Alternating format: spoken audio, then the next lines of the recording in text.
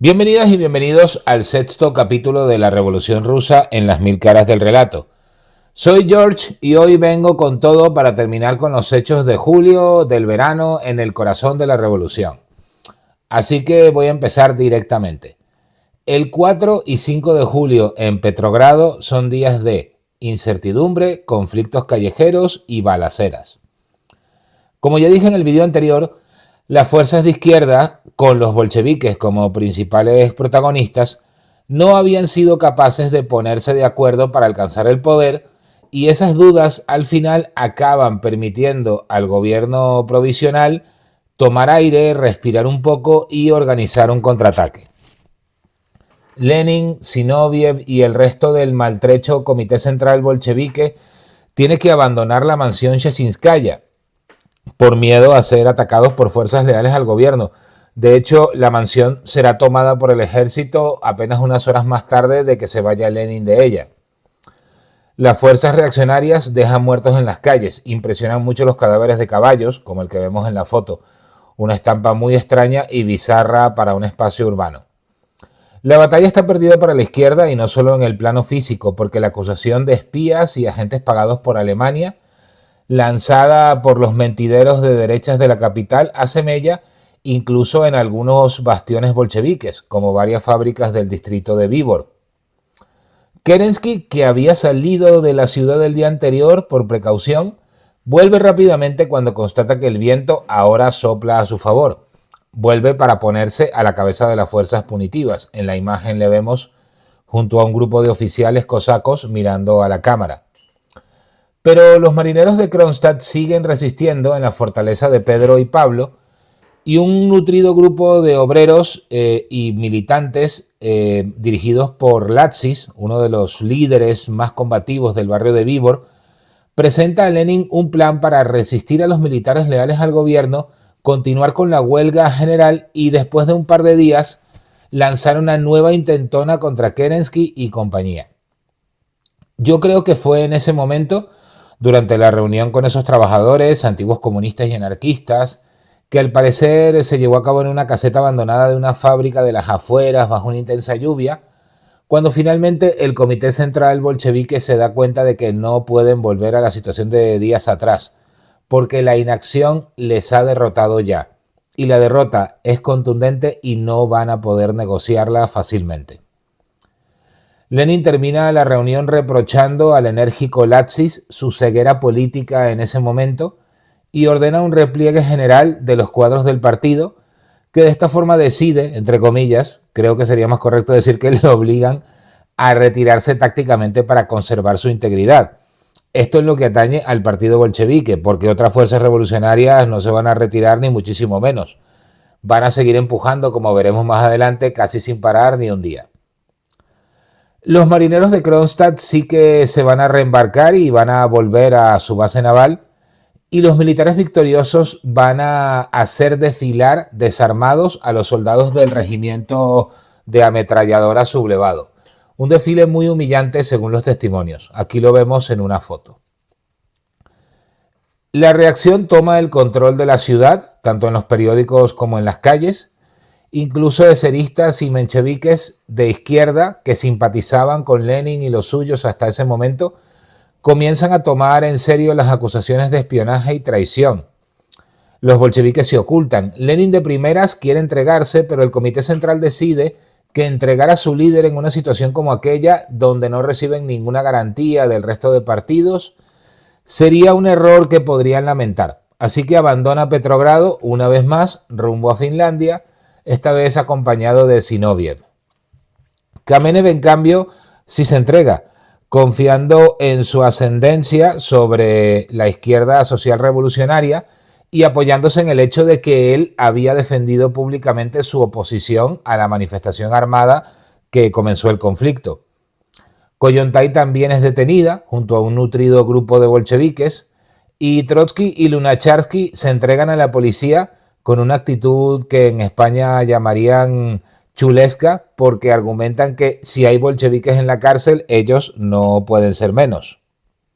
Un análisis superficial podría concluir que el partido bolchevique y la izquierda revolucionaria en general habían sufrido un golpe devastador después de las jornadas de julio.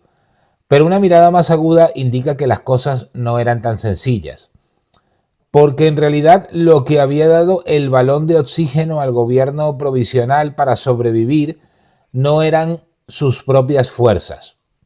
En este sentido, el diagnóstico de Lenin de las tesis de abril seguía siendo irrebatible, porque el gobierno provisional lideraba un proceso revolucionario sin tener él mismo como grupo una base social revolucionaria. Por eso había sido la derecha, y dentro de la derecha la parte más conservadora y monárquica que quedaba en el ejército, la que le había salvado los muebles a Kerensky, Tsereteli y el resto de delegados del Soviet que se autodefinían como lo que hoy en día llamaríamos moderados. Y eso indicaba algo evidentemente inquietante para todos los que habían hecho la Revolución de Marzo. La reacción estaba allí, presente al 100% en la vida pública, y las fuerzas de izquierda que la habían mantenido alejada del poder se habían neutralizado a sí mismas, por lo menos temporalmente, ahogadas en sus propias dudas, rivalidades y contradicciones. El Soviet, otrora fuente de todos los males de la Gran Rusia a ojos de los reaccionarios, había sido defendido por esos mismos que lo condenaban apenas unos días atrás. No puede sorprender, por tanto, los hechos que siguieron inmediatamente a continuación. Primero, la reacción general de fuerzas monárquicas y derechistas en todo el país. Segundo, el ataque a los soviets. El de Petrogrado, por ejemplo, que era el más poderoso con diferencia, es defenestrado del Palacio de Táuride a un edificio público en desuso, el Instituto Smolny, que luego sería célebre.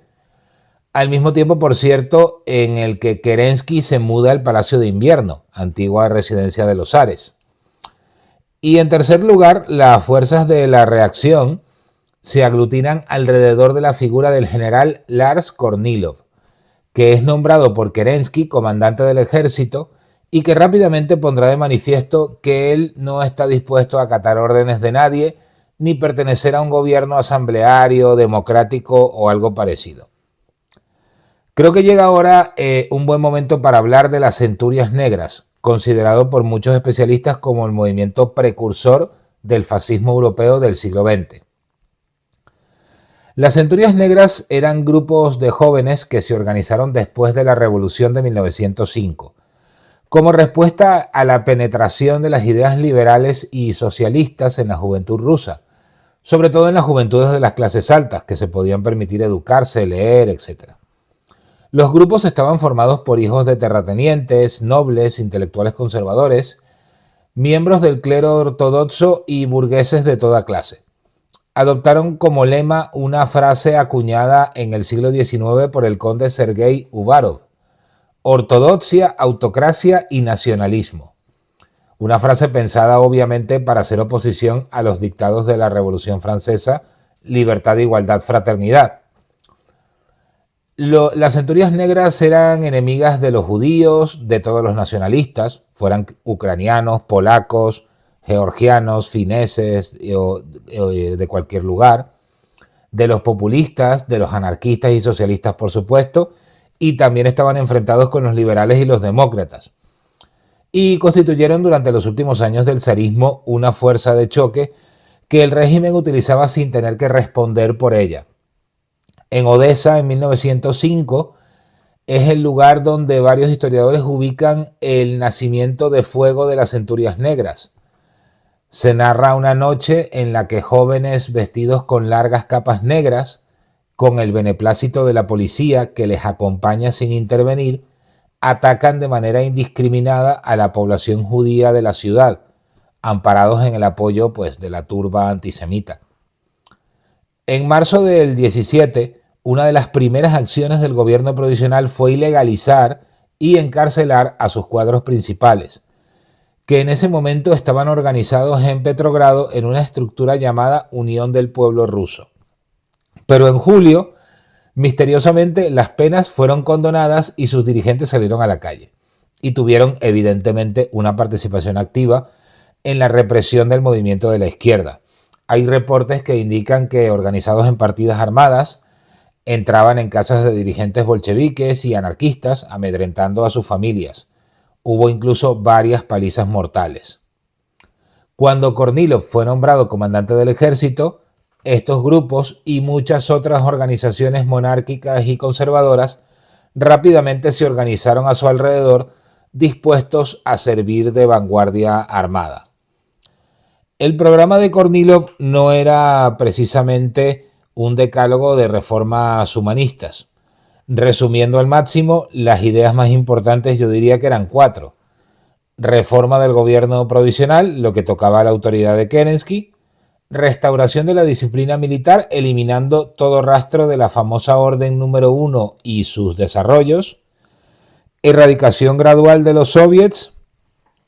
Y arresto y ejecución de Lenin y sus espías a sueldo de los alemanes. Hay que señalar que esta última acusación, la de espionaje, que se había mostrado potente y efectiva contra los bolcheviques para movilizar el apoyo popular, ya no solo servía para contrarrestar pues, a los bolcheviques, porque la derecha la comenzó a utilizar en verano en todos los debates cada vez que alguien les llevaba la contra. Así, por ejemplo, se hizo famosa la frase, la expresión marcos alemanes, que se soltaba o se gritaba en la calle o en cualquier parte cuando se consideraba que el rival estaba de alguna forma expresando una crítica al zarismo, al ejército, a Kornilov o a la derecha en general. El propio Kerensky lo sufrió en persona cuando un miembro del partido cadete se la espetó en un debate en la Duma, ganándose un aplauso generalizado. Los miembros del gobierno provisional vieron con estupor cómo la acusación se volvía como un boomerang contra ellos mismos, que la habían puesto en circulación originalmente. En el episodio siguiente volveré con los sucesos de agosto, el famoso golpe de estado de Kornilov, y a partir de allí ya veremos. En el capítulo anterior dije que hoy hablaría del Cáucaso, pero creo que va a ser más didáctico terminar con los sucesos de Petrogrado hasta octubre, y mientras hablo de la guerra civil y la formación de la Unión Soviética, entrar con los pueblos y nacionalidades históricas. Creo que así los vídeos podrán tener un hilo conductor más lógico. Hoy voy a aprovechar para recomendar 2 libros que son muy diferentes, pero considero reflejan la revolución muy bien, cada uno con sus ventajas y desventajas. El primero es La Revolución Rusa 1891-1924 de Orlando Figes, que creo cumple con todo lo que se le puede pedir a un manual de referencia. Y sí, tenedlo claro, es mucho mejor que ChatGPT, que obviamente no digo que no sirva para nada porque te puede hacer el trabajo de carpintería bruta, por supuesto. Pero en el libro hay una cosa muy importante que se llama criterio, que en historia separa precisamente la carpintería bruta del relato. Y lo segundo que voy a recomendar, me lo he pensado mucho, pero al final creo que hay algo que hace que este libro sea una lectura obligada. La historia de la Revolución Rusa de Trotsky, que ya sé que tiene enormes y fundamentales defectos como libro de historia. Y sí, es evidente, Trotsky es uno de los protagonistas y por tanto todo lo que dice, absolutamente todo, está pensado para hacerlo quedar bien a él. Evidentemente, no digo que no. Sin embargo, ese algo que para mí lo diferencia y lo hace relevante es el carácter antropológico del documento. Cuando lo leemos, no hay que pensar solo en lo que dice, es muy importante el cómo lo dice. Y no solo el cómo, también es importante lo que calla, a veces mucho más, lo que no cuenta, los silencios. Por eso, para una persona que ya conozca un poco el tema, Trotsky es una mina de oro, porque te permite bajar a los detalles, a esa configuración mental de la época que un historiador normal solo puede teorizar. Insisto en que no es un manual como el anterior y por tanto no se puede utilizar como tal.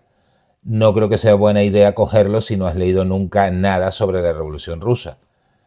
Pero, porque es totalmente parcial en el sentido político. Pero si ya sabes cosas, si ya sabes algunas cosas y te interesa pues ver qué sentían y pensaban los protagonistas, creo que es 100% recomendable. Y de momento aquí lo voy a dejar. Queda en los comentarios para lo que sea, como siempre. Opiniones críticas o no serán deportivamente recibidas. Un saludo a las compañeras y compañeros. Me voy a descansar, como siempre, a las montañas, donde las cosas se ven de otra manera. Hasta la próxima.